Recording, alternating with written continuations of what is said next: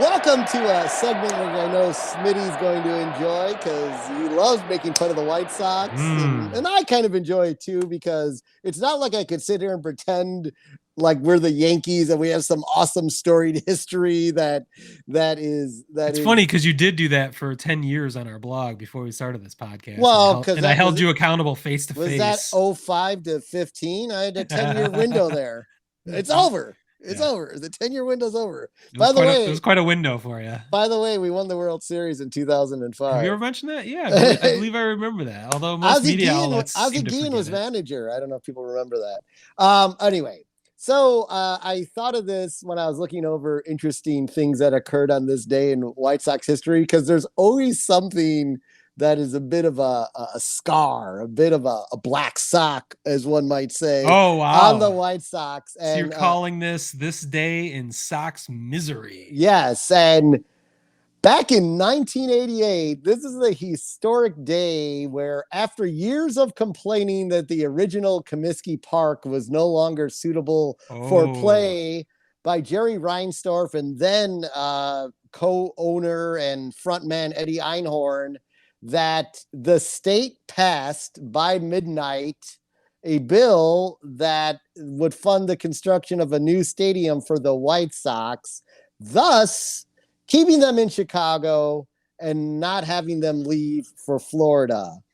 That is what the Tropicana Dome now, where the Tampa Bay Rays play, was built for, because they thought they were getting your Chicago White Sox to travel south to fill that ballpark.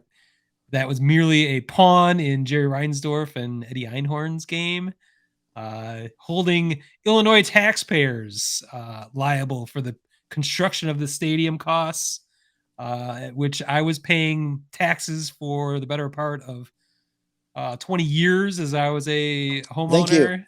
Thank you. I have subsequently moved from Chicago to Michigan, mainly so I do not have to pay for your fucking stadium anymore. That was a key point of my decision making. So I'm no longer paying for your fucking stadium. You have that right, and I'm glad you exercised it to exercise your demons. I fought for my rights to party.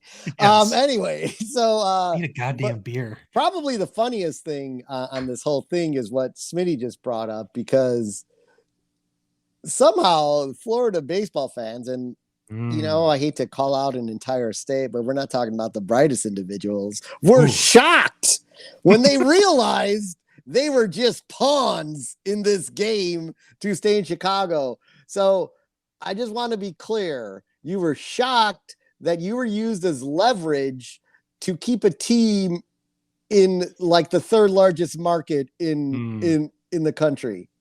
I know, it's shocking. Yeah. I mean, there's a lot of things. I'm not sure how many times that type of game was played at that point. You mentioned this, it's a dangerous game. I think cynicism has taken over our culture since that, maybe because of the White Sox. Maybe they played a key role in our culture shifting to an age of cynicism. No, of course. Yeah, that was naive of the Florida. I mean, they built the goddamn stadium before they had a team, which is hilarious. They were eventually rewarded with what was a terrible franchise for 20 years, and the Devil Rays originally, who have subsequently turned it around through shrewd maneuvering and business practices, but it has taken a long time. Meanwhile, they are still stuck with the concrete blister that is Tropicana Field, originally basically set into motion by your Chicago White Sox. Yes. Did you know that how they're now the Rays, not the Devil Rays? And did you know the Rays now just represent the rays of sunshine?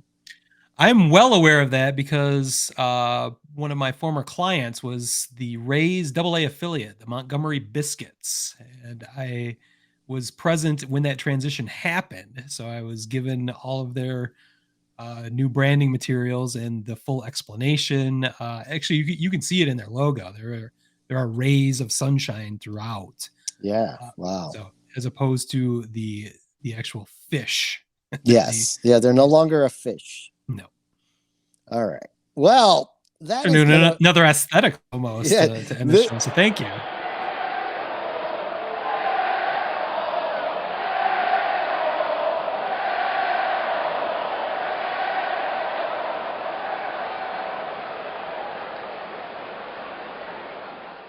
Word Hole Media.